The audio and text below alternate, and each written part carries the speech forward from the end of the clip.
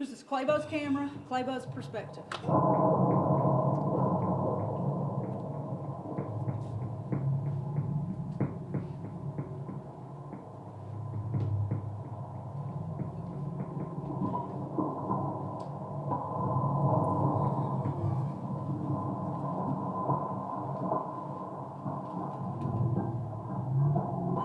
Stop it. Okay. Whoa, stop. Right.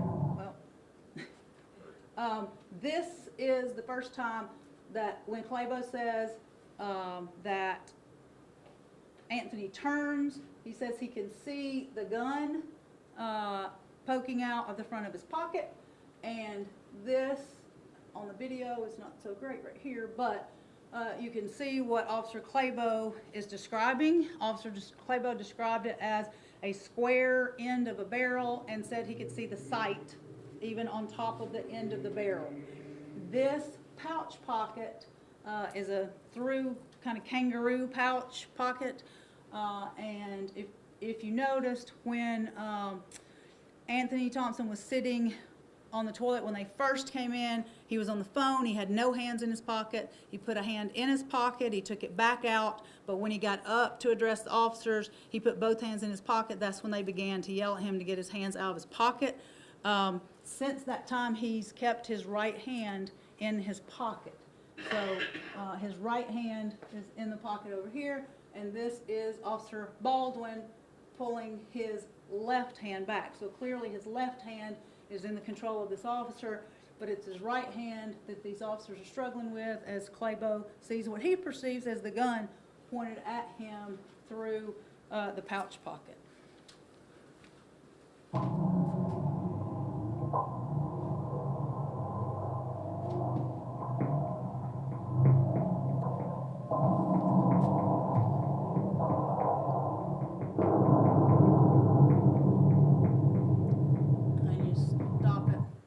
Okay, he's just fired a shot.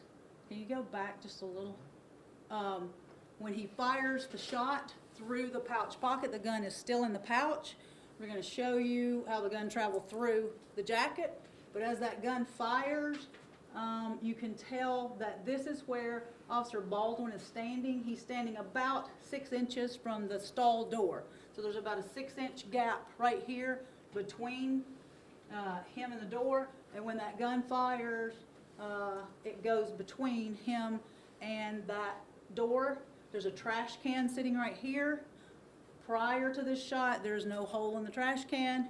After this shot is fired, there is a hole in the trash can, and we'll look at that in a minute.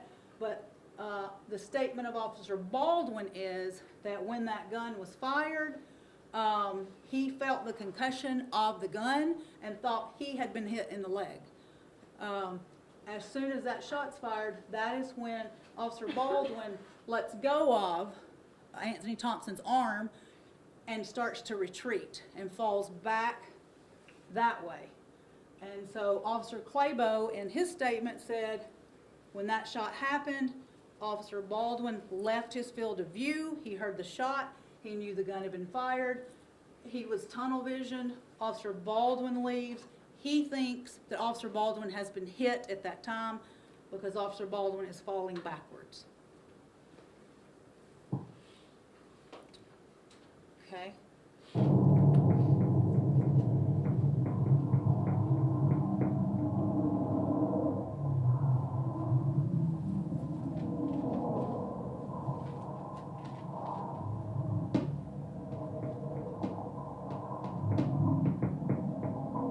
There's the hole.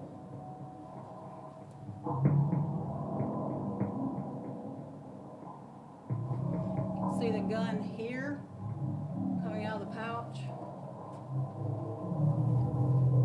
Obviously, they're struggling over the gun throughout this entire encounter.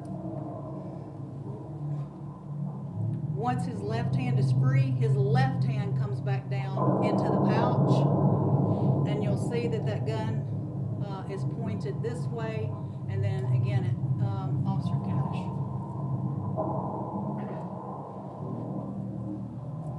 And you have to watch to see the body cant to the left, because you'll remember that's why Officer Claybo said he shot the second time.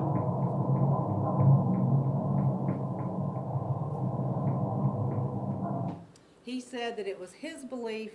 They all their statements are the same in that they all knew and believed that Anthony Thompson had a gun in his pouch pocket. They all saw it. They all believed they were wrestling for the gun to try to get it away from him. And none of the officers saw the gun come out of his pocket. We're going to show it come out of his pocket and where it ends up. But through this fight, it happened once again in 11 seconds. None of the officers ever realized his gun was gone. They were still fighting.